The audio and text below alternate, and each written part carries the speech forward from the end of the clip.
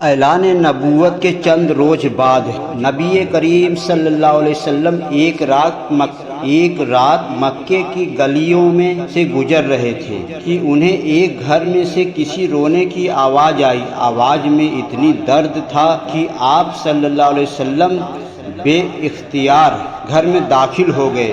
دیکھا کہ ایک نوجوان جو حبشی معلوم ہوتا ہے چکی پیس رہا ہے اور جارو قطار رو رہا ہے۔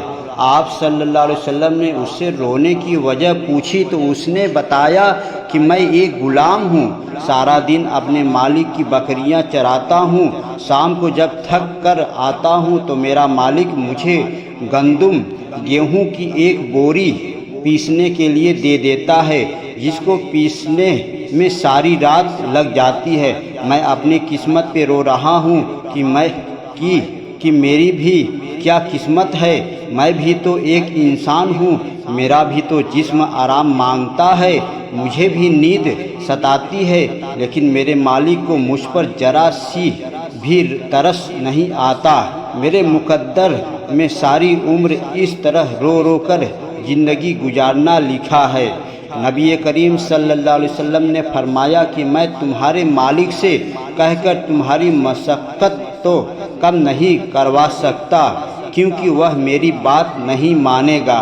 ہاں، میں تمہاری تھوڑی مدد کر سکتا ہوں کہ تم سو جاؤ اور میں تمہاری جگہ چکی پیستا ہوں۔ وہ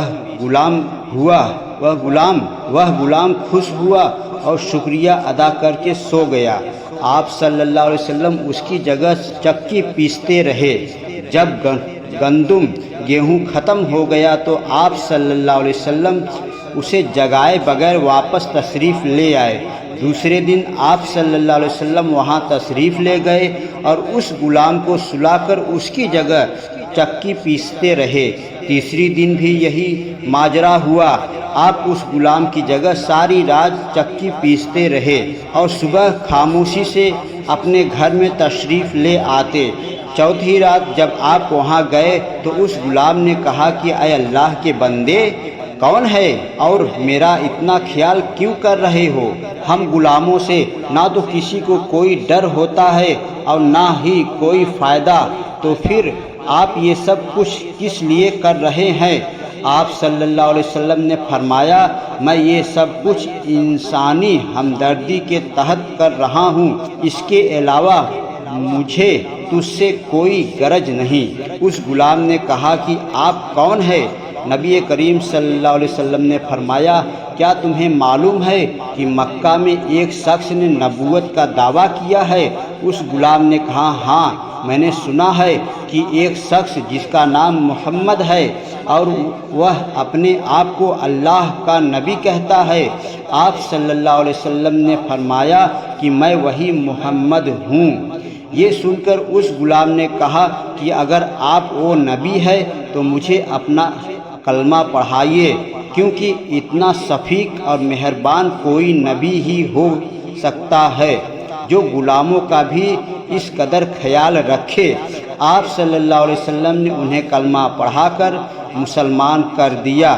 پھر دنیا نے دیکھا کہ اس غلام نے کتنی تکلیف اور مشقتیں برداشت کی، لیکن دامن مصطفیٰ نہ چھوڑا۔ انہیں جان دینا تو گوارا تھا، لیکن اتنے شفیق اور مہربان نبی کا ساتھ چھوڑنا گوارا نہیں تھا۔